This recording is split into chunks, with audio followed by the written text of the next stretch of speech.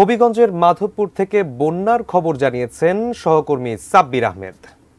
আমরা রয়েছি হবিগঞ্জ জেলায়।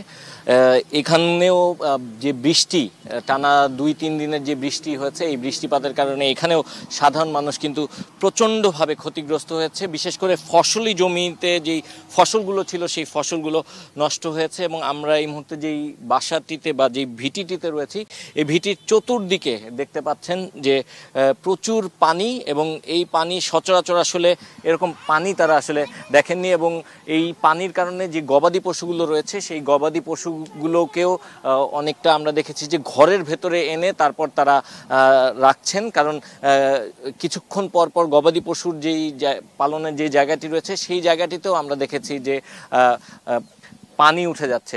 এবং এ কারণে আমরা এই মুহূর্তে আসলে যারা এইখানে বসবাস করছেন তাদের সঙ্গে একটু কথা বলতে চাই যে তারা কি দেখ। আর একটু সামান্য পানি উঠলে তো আমার বাড়িতে ডিবি যাইব, তখন পানি ডিবে গেলে আমি এখন কই যাবো কই না, এটার কোনো নিশ্চয়তা নাই। এখন আল্লাহ যদি আমরা আশ্রয় রাখে।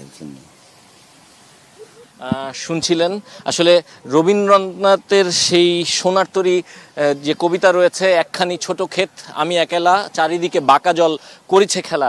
অর্থাৎ চতুর্দিকেই কিন্তু আসলে পানি এবং পানির স্রোত।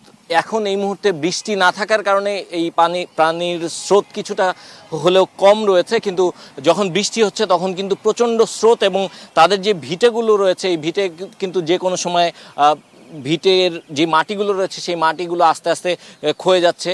এবং তারা যেটি বলছেন যে যদি এখনও এই বৃষ্টিপাত হতে থাকে তাহলে আসলে তাদের কপালে যে কি দুর্ভোগ রয়েছে সেটি তারা ঈশ্বরই বলে দিতে পারবেন।